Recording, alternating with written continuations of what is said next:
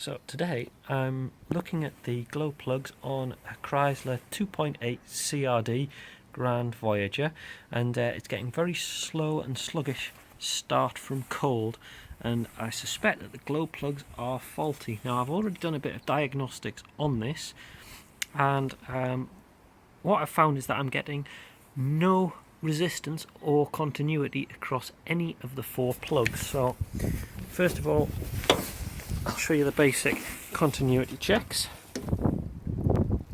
I've already taken the engine cover off, and I've also taken this small valve off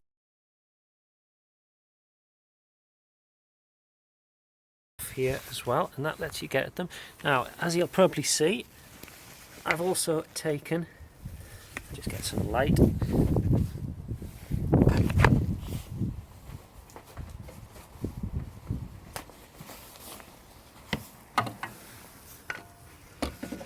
I've already taken the cap off the first plug, which is quite straightforward. They're just push-on caps. As you can see, it just fits over the end of the plug. So the easiest is take that cap off, and you can see the other ones. The next one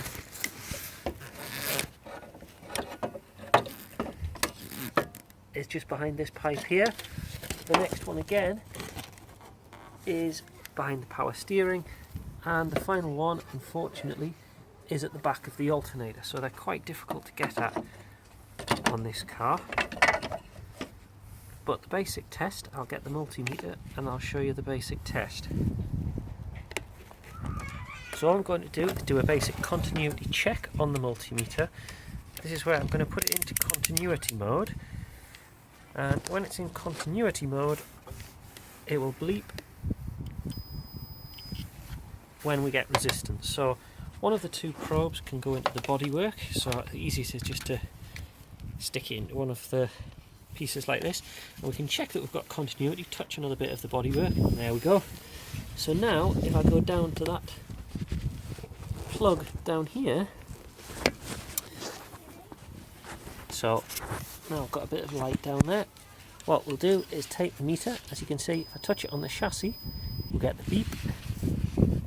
Touch it on the plug, nothing at all, and that's on the tip of the plug. And as you can see, I'm not getting any reading at all, no resistance, nothing, and that tends to suggest a faulty plug. Now I can also just about make out the other plug under here,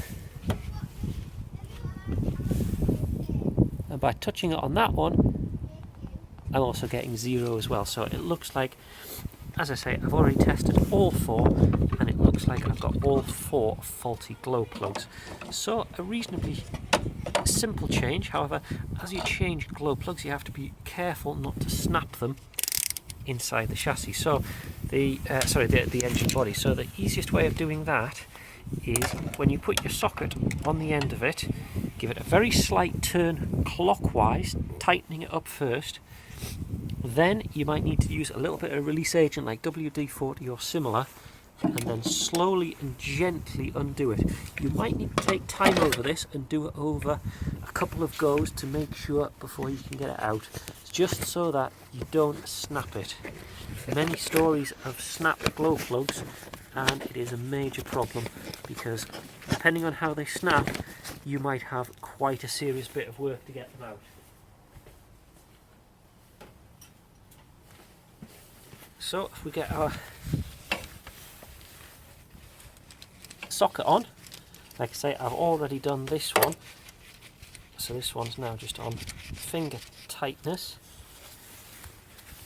and that should have undone it enough. So I can get my hand in and take the plug out. Now here's the plug that I've just removed, and what we'll do is we'll test this plug and see what it's like compared to the new pack that I've bought. So here we've got two plugs. We've got the old plug on the top there and the new plug on the bottom. Same again, we've got the multimeter in the continuity test where it will bleep when it gets continuity. So if we put that on the old plug, so one on the tip like this, and one on the body like this, nothing at all. If we go to the new one, we get a beep. So that just shows that the new one is fine and that we have actually found a faulty plug. So now all we do, now the best option here is when you put the new one on, to put a little bit of copper slip or material on there, just to make sure that it slides in nice and neatly, and then tighten it up, not too tight. There is a tensioning guide to these, but general rule is they should be tight just to the point where they're gripping. You don't want to bind them in too tight, otherwise that could cause problems for the future getting them back out. Now you have to excuse the strange camera angle, because it's not exactly the easiest of places to get to. But there we go, there's the new plug going in. Now again, be careful and make sure that it's actually threading correctly as well. The last thing you want is it cross-threaded. Now that's just going finger tight at the moment. And then again, in with our socket, and again I'm going to use a finger tightness just to get it to the right place.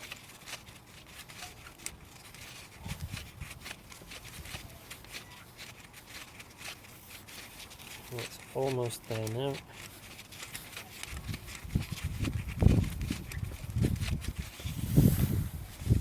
And there we go, you can see it's almost completely in place. That's it, finger tightness. So what we'll do, we'll then get the adjustable. It's quite difficult to do with the camera there as well. Give that a couple of tightens.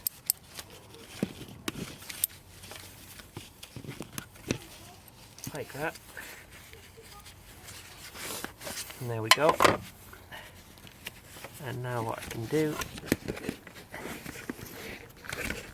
is I can put the electrical connection back on again, which just fits over the end of it. Takes a little bit of rattling around just to seat it correctly.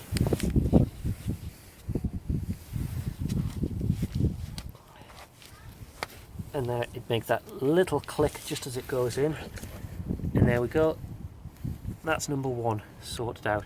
So the next tricky ones are number two, because it's behind this piece here, and number three behind the power steering.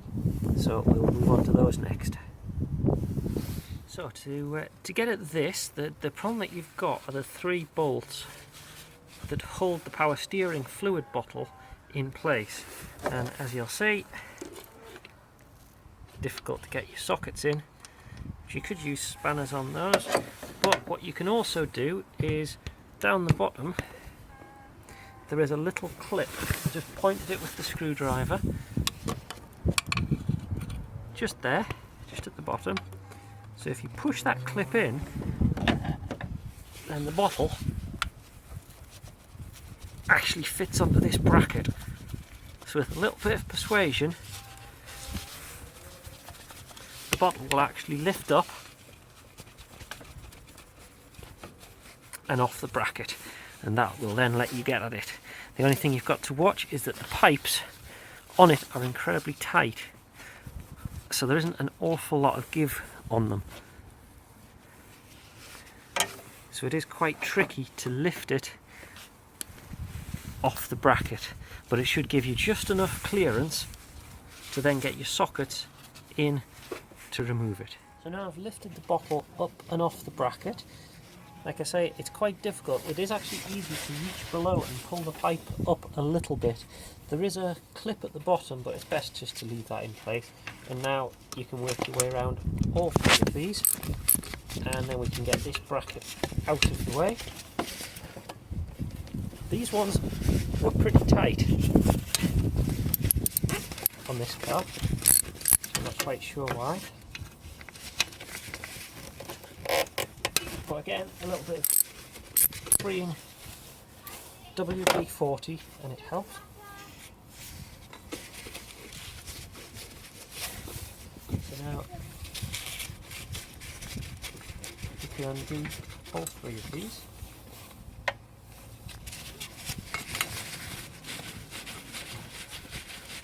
I find it easy to undo these by hand.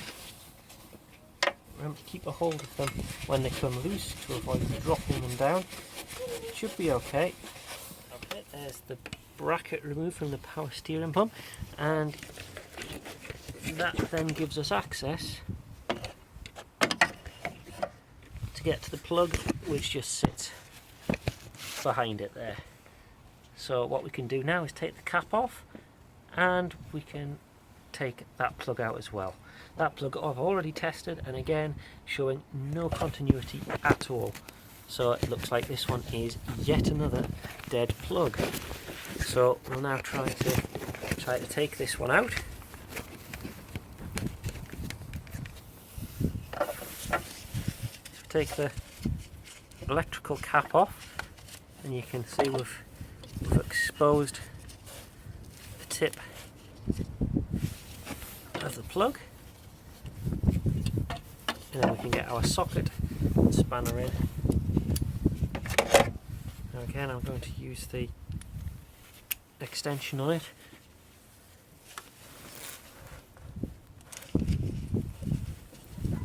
And make sure that's got a nice snug fit over it.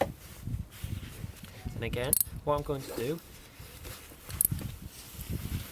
is tighten it very slightly first. Just a tiny little bit of a turn, like that. And then swap to undo it. Just applying slow pressure to it. We don't want to apply too much pressure all in one go to it. And it's just starting to go. And you see, I'm only using a small socket spanner on this as well. I'm not using a long arm piece or anything like that to undo these. Now when they start to move, they do remain quite tough. This one's remaining quite tough. That's because of the build-up and the debris that gets on these. So they do take a little bit of working to get them out, but just persist with it. If they jam, tighten them back up a little bit and then undo them further so that you're not overstressing the plugs too much. So I'll work on this one and bring this one back out as well. So I've now undone the second plug. It's now finger tightness. Now this one was tough all the way through, taking it through. So there's the second plug, and as you can see, it's quite charred and burnt on the ends again on this one. You can see the tip of the new plug is nice and clean compared to the old one. And again, we'll now fit this back into the engine. Now again, make sure it lines up and it's nice and straight when you put it in, because we want to avoid cross-threading. Now actually, I'm just going to take this one back out, and I'm going to spray a little bit more cleaner fluid into the hole, because this one was quite tough to take out. Okay, so to take plug number 2 out, we have to get to the back of it. So to do that, we want to remove this pipe here. Now there's 4 bolts holding this on. They're not too tight on it, but removing that, it's on a flexi pipe at the top here, so that comes off reasonably easily. However, the bottom of it is on a Y piece here on a solid metal pipe just at the bottom there. So what you have to do is take this bracket off here,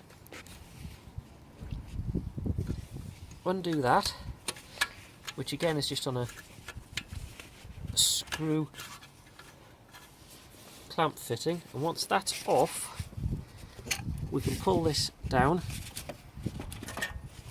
and that comes away, and that now gives us access into the back here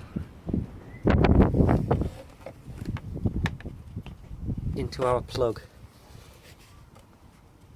so we can then get at plug number 2. So we'll start again by putting the plug spanner on it.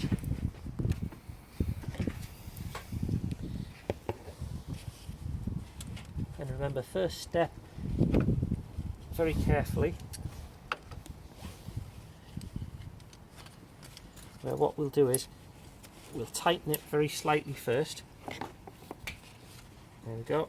And then we'll start to loosen it off very slowly and gently so that we don't damage the plug. So continuing on to take the plugs out.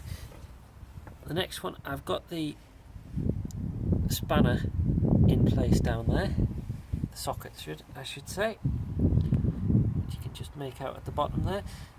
And so now the trouble is getting to that socket. The socket is, tip of the socket is just there.